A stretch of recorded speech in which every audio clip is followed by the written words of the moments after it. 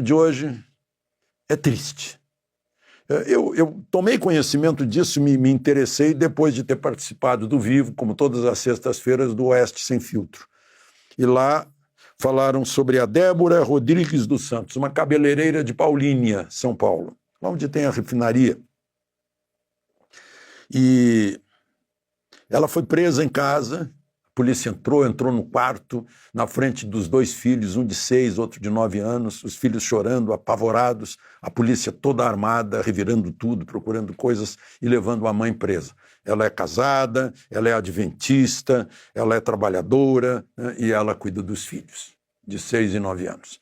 Foi presa em fevereiro do ano passado, está presa até hoje, 440 dias presa. Segundo o advogado dela, eu nem sabia disso, o máximo de prisão preventiva é 35 dias, algo assim.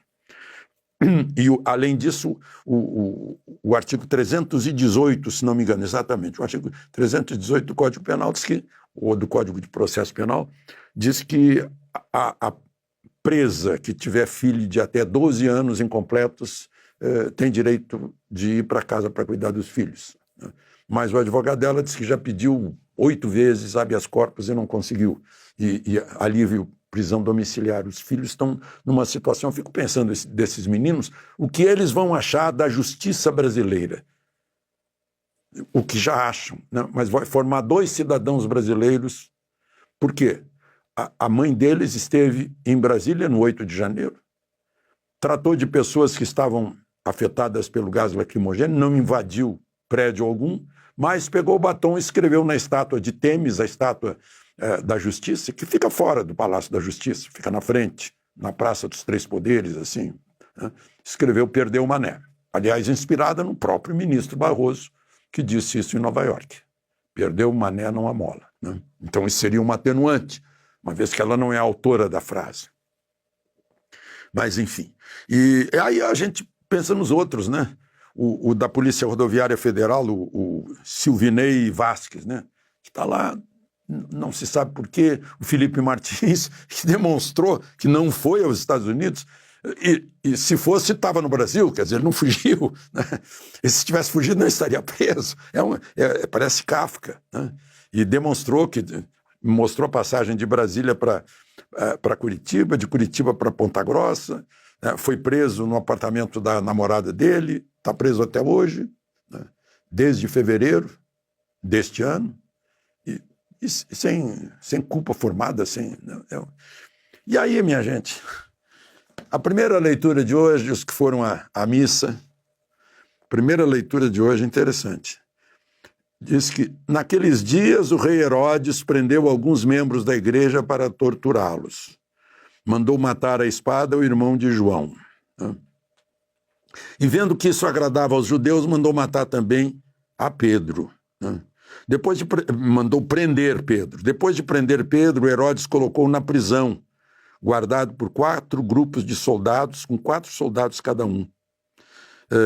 Enquanto Pedro era mantido na prisão, a igreja rezava continuamente por ele.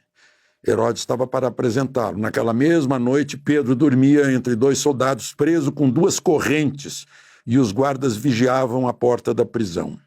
Eis que apareceu o anjo do Senhor, e uma luz iluminou a cela. O anjo tocou o ombro de Pedro, acordou-o e disse: levanta-te depressa. As correntes caíram-lhe das mãos. O anjo continuou: coloca o cinto e calça tuas sandálias. Pedro obedeceu e o anjo lhe disse: põe tua capa e vem comigo. Pedro o acompanhou e não sabia que era a realidade, o que estava acontecendo por meio do anjo, pois pensava que aquilo era uma visão. Depois de passarem pela primeira e segunda guarda, chegaram ao portão de ferro que dava para a cidade. O portão abriu-se sozinho. Eles saíram, caminharam por uma rua e logo depois o anjo o deixou. Então Pedro caiu em si e disse: agora sei de fato que o Senhor enviou o seu anjo para me libertar do poder de Herodes e de tudo que o povo judeu esperava. A gente fica esperando que um anjo ilumine a justiça brasileira.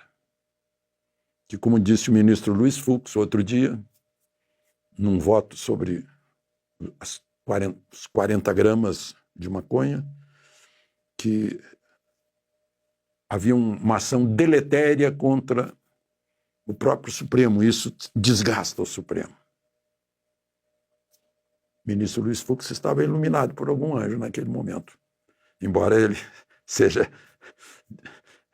da religião judaica, né? É que naquela época o anjo estava... Os judeus queriam pegar Pedro. Bom, gente,